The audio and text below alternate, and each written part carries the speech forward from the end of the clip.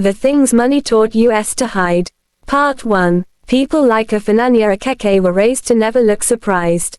Not at bad news, not at betrayal, not even at desire. She grew up in Ikoyi, behind soundproof gates and polished hedges, in a house where problems were discussed in low voices and fixed with signatures.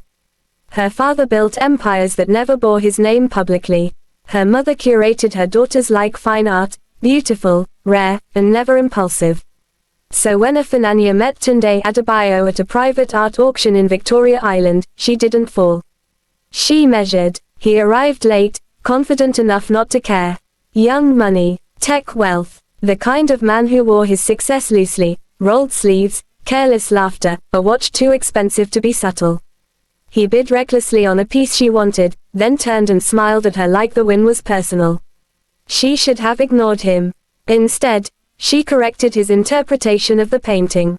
He liked that. They spoke over champagne that cost more than most people's rent. He touched her elbow when he spoke, like he already knew her. She didn't pull away. When he asked for her number, she gave it, knowing she shouldn't. Their affair began fast and burned hot. Late dinners at places without menus. Private beaches. Arguments that ended in laughter, then kissing, then silence thick with wanting. He wanted her openly, introducing her to friends, holding her waist in public. Ifunanya loved him carefully, like someone hiding fire in silk. She never told him her family had already chosen her future husband, an alliance disguised as romance. And Tunde never told her his company was bleeding quietly, that he was chasing investors to keep the illusion alive. They lied beautifully. The first crack came when she cancelled a weekend with him to attend a family dinner.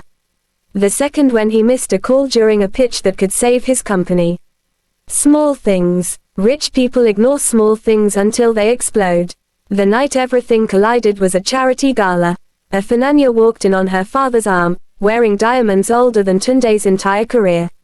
Across the room, Tunde stood frozen, staring at the man whose investment he had been desperately pursuing under a shell company. Their eyes met. In that instant, love turned into leverage. And Ifunanya understood something terrifying. This man could lose everything. And she was standing beside the person who could decide that. The Things Money Taught US to Hide.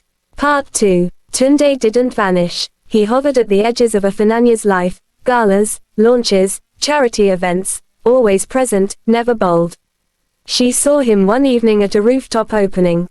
Lagos glittered below. He wore a tailored navy suit, hands in pockets, and froze when their eyes met.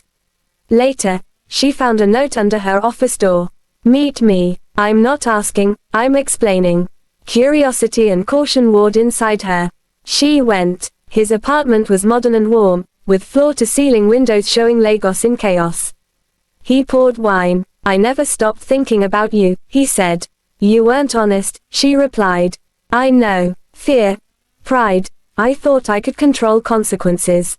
I was wrong. The air between them was charged. Dangerous. Electric. Why now? She asked. Because I've paid the price. I need you to see the truth, before it's too late. They talked for hours, not only about the past but about themselves, ambitions, regrets, and desires. Laughter, anger, frustration, and longing tangled like Lagos streets outside. Weeks passed. No public appearances together. No reconciliation. Small gestures persisted. A message asking if she got home safely, her favorite tea delivered, a reserved seat at an art exhibition. One evening, at a rooftop event, he approached quietly.